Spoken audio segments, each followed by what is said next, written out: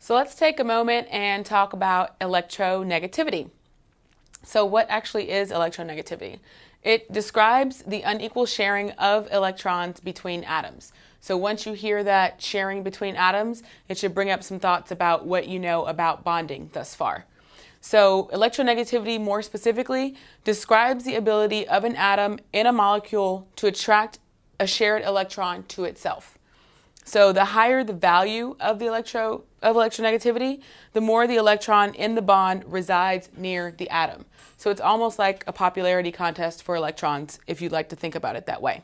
So we basically measure electronegativity by the polarities of the bonds between various atoms.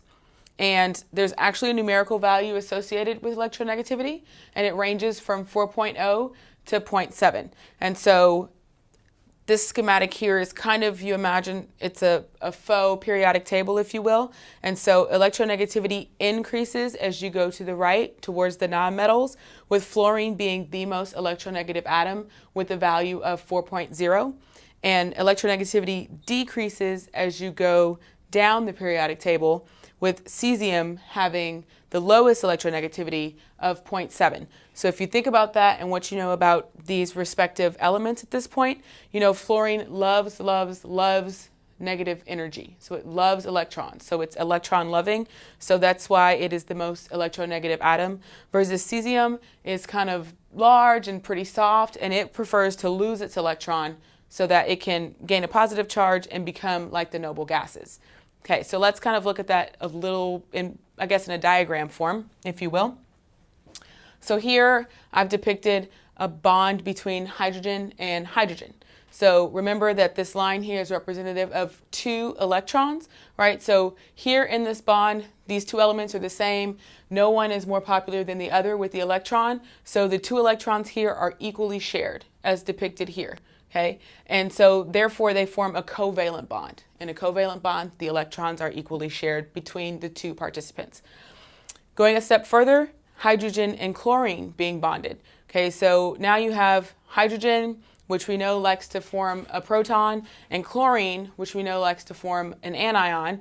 And so these guys have kind of a push-pull here with the electrons that are being shared in this bond.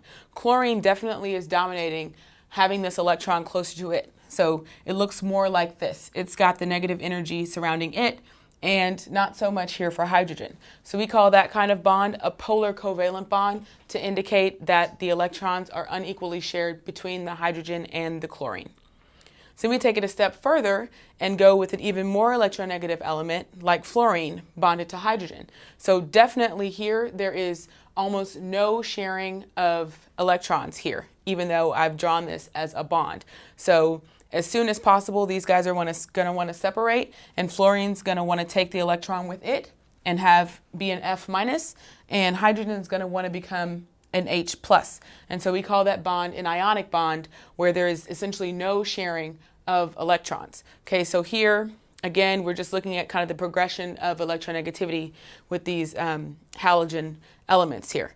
So one thing that can come up when you're thinking about electronegativity is this other term that's electron affinity. So let me just go ahead and say the definitions of those two things so that you're clear that they're not the same. So again, electronegativity is a numerical value that's associated with an atom's ability to form a covalent bond. Okay, so it just tells you who likes the electrons more and who can have them kind of gravitate towards it in a bond, versus electron affinity is the amount of energy that is released when an electron attaches to an atom. Okay, so like our halogens have high electron affinities because they love negative energy being towards them, but they're different numerical values. And that is electronegativity.